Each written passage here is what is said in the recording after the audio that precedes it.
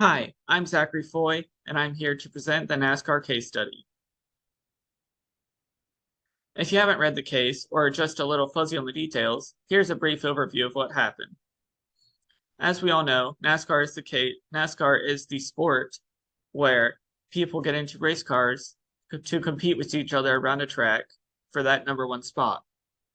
In NASCAR's history, it has traditionally used the Confederate flag in its race events as well as in merchandise. But due to more recent events, such as the tragic and unjust death of George Floyd due to the police officer standing on his neck with his knee for over 9 minutes, this has reignited a discussion of racial issues within the US, which causes NASCAR to be at a big decision to ban or to not ban the Confederate flag.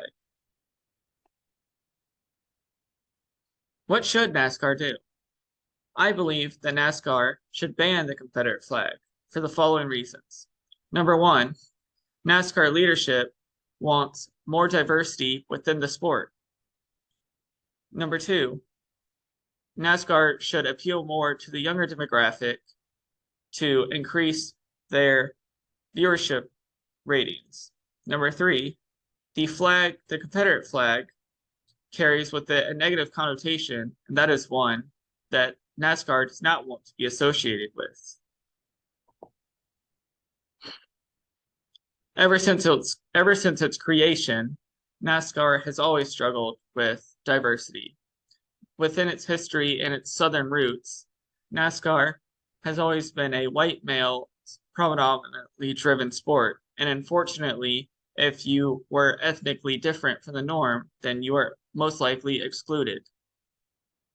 NASCAR leadership has taken aware to this and tried to take control of the situation a little bit by introducing new programs, such as the Drive for Diversity program. One person that got introduced to NASCAR through the Drive for Diversity program is Darrell Wallace. Darrell Wallace is actually one of the few African American drivers who is currently driving in the top series right now. In the past, he has been known to make a public statement about providing his advocacy for the ban on the Confederate flag. If NASCAR does decide to ban the flag, they would not only be improving the environment for their own drivers that are part of a minority by letting their voices be heard, but also would be increasing and making an environment more comfortable for potential higher diversity in their fan base.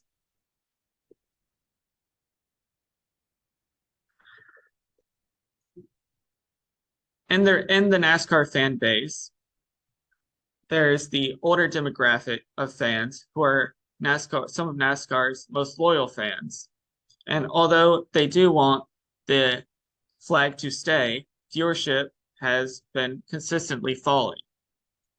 The average age of a NASCAR fan has been increasing every year, with in 2016 the average age being 58 years old. If we follow this trend, many fans will stop coming to games at NASCAR in person and even watching them on TV because of their old age. At, at viewership levels at NASCAR have been dropping steadily every year since its peak in 2005. This is why NASCAR should instead appeal to the younger generation, the younger demographics, because they already support the movement of banning the flag, and banning the flag would also remove a major roadblock, as many see it that way, to provide a more comforting environment, like I've said before, for new fans. Symbolism. The flag itself, although I've said before that NASCAR has used it in its history and its traditions and its merchandise, it now is an eerie reminder of racism and institutionalized slavery, which are two things that NASCAR definitely does not want to be connected to or associated with in any way.